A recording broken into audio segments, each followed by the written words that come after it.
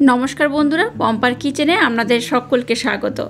আজ আমি আপনাদের সাথে একদম নিরামিষ পদ্ধতিতে একটা মুচমুচে ক্রিসপি কাঁচা আলুর পকোড়ার রেসিপি শেয়ার করব। এই পকোড়া বানাতে তেমন কোনো উপকরণ দরকার পড়ে না, সামান্য কয়েকটা ঘরোয়া উপকরণ হলেই খুব সহজে বানিয়ে নিতে পারেন। আর এটা ভীষণ টেস্টি হয়। যে কোনো নিরামিষ দিনে এটা ঝটপট আমার মতো বানিয়ে নিতে পারেন। একবার খেলে দেখবেন বারবার খেতে ইচ্ছা হবে।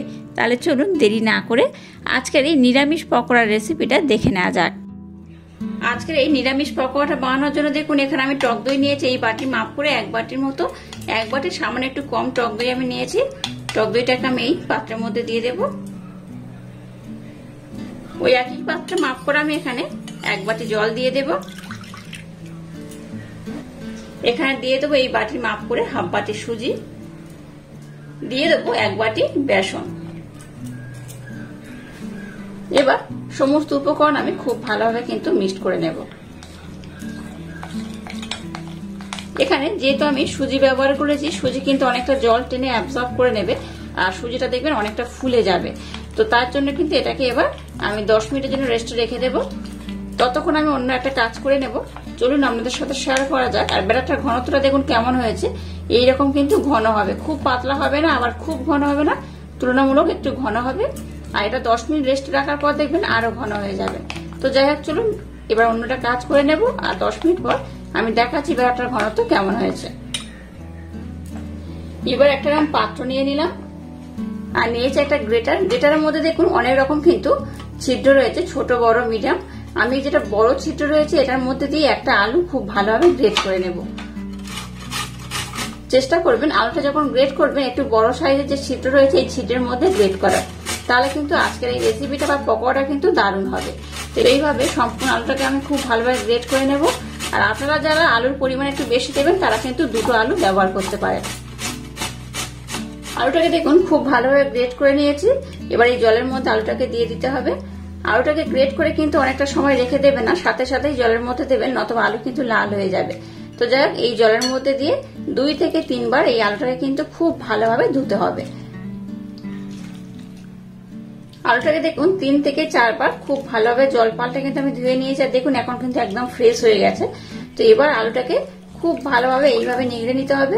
আলুর মধ্যে যেন না জল থাকে সেইভাবে কিন্তু এটাকে খুব ভালোভাবে নিগড়ে নিতে হবে। এইভাবে আলুর মধ্যে সমস্ত জলটাকে আমি একদম নিগড়ে বার করে দেব আর আলুটাকে নিয়ে নেব।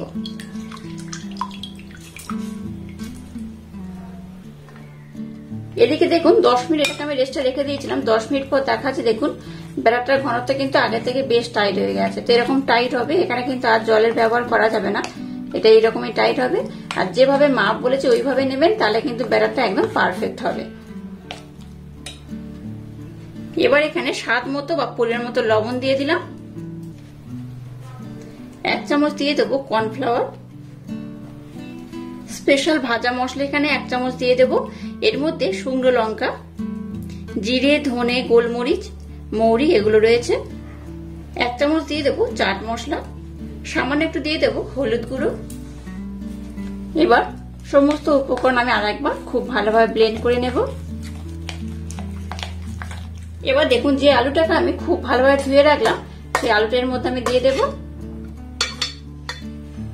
দিয়ে দেবো 2টো কাঁচা লঙ্কা কুচনো। এই ঝালটা কিন্তু আপনারা আপনাদের পছন্দ মতো ব্যবহার করবেন। এবার দিয়ে দেবো কিছুটা ধনেপাতা কুচনো।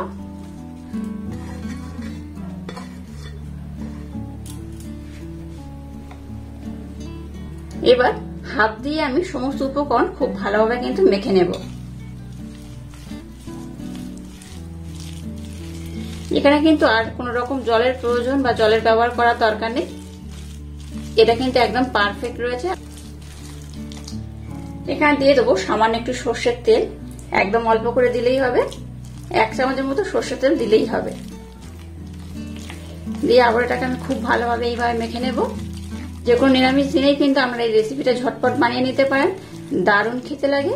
চার সাথে বলুন বা মুড়ির সাথে অসম্ভব মজাদার খেতে হয়। তো যাই হোক, এখানে যেহেতু আমি একটু কর্নফ্লাওয়ার আর সুজি ব্যবহার করেছি তার জন্য এটা কিন্তু বেশ মুচমুচে হবে। এবার এটাকে আর কিন্তু রেস্টে রাখার দরকার নেই, ডাইরেক্ট ভেজে নিলেই হবে।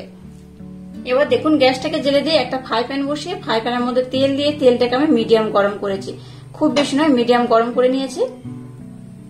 এবার যে মিশ্রণটাকে বানালাম সেই মিশ্রণটাকে আমি দিয়ে দেবো এইভাবে।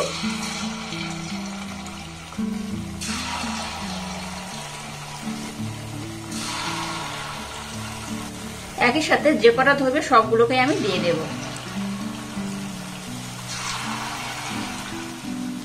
গ্যাসের ফ্লেমটাকে একদম লো টু মিডিয়াম দিয়ে কিন্তু এগুলোকে ভাজবেন, একদম হাই দেবেন না, তাহলে কিন্তু বাইরে থেকে পুড়ে যাবে, ভিতরে কাঁচা থাকবে।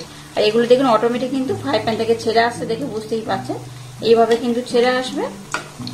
এই দেখুন সবে যেগুলো দিয়েছি সেগুলো কিন্তু ছেড়ে আসছে, দেখতেই পাচ্ছেন। আর এইবার উপর থেকে একটু আমি তেল দিয়ে দেব। দেখুন একদিকটাকে আমি খুব ভালোভাবে বানিয়ে নিয়েছি, এবার অপর দিকটাকে আমি উল্টে দেব। অপর দিকটা দেখুন বেশ অনেকটাই কিন্তু লাল হয়েছে, বেশ ভালোভাবেই হয়েছে, দেখতেই পাচ্ছেন। এইভাবে উল্টে পাল্টে আমি একটু ভালোভাবে লাল লাল করে ভেজে নেব।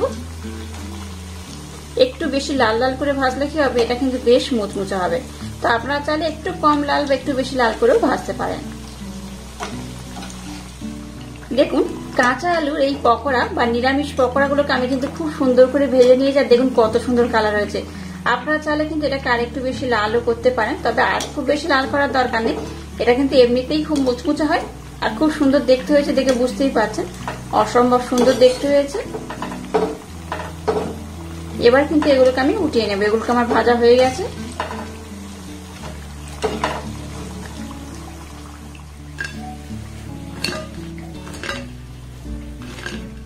দেখুন সুজি আর কাঁচা আলুর মুচমুচে পকোড়াগুলো কিন্তু একদম রেডি হয়ে গেছে, আর কতটা ক্রিস্পি হয়েছে। এই দেখুন আওয়াজটা শুনে বুঝতে পারছেন কতটা ক্রিস্পি হয়েছে। এটা যতটা সুন্দর দেখতে হয়েছে এটা কিন্তু ততটাই অপূর্ব খেতে। একবার খেলে দেখবেন আমাদের বারবার খেতে ইচ্ছা করবে। এই দেখুন ভিতরটা কিন্তু বেশ নরম আর বাইরেটা কিন্তু একদম মুচমুচে, বেশ গরম রয়েছে। এই দেখুন ভিতরে একদম পুর ভর্তি রয়েছে, দেখতেই পাচ্ছেন। এইভাবে আমার মতো অবশ্যই একবার হলো এই পকোড়া ট্রাই করবেন। যে কোনো নিরামিষ দিনে বা উপোসের দিনে কিন্তু আপনারা এইভাবে ঝটপট বানিয়েও খেতে পারেন। আর আজকের এই ইউনিক স্টাইলে নিরামিষ পকোড়ার রেসিপি যদি আপনাদের ভালো লাগে তাহলে চ্যানেলটাকে লাইক, শেয়ার, কমেন্ট এবং সাবস্ক্রাইব করবেন আর পাশে থাকা বেল আইকনটা প্রেস করে দেবেন। তাহলে টাটা, আবার দেখা হচ্ছে নতুন কোনো রেসিপি নিয়ে।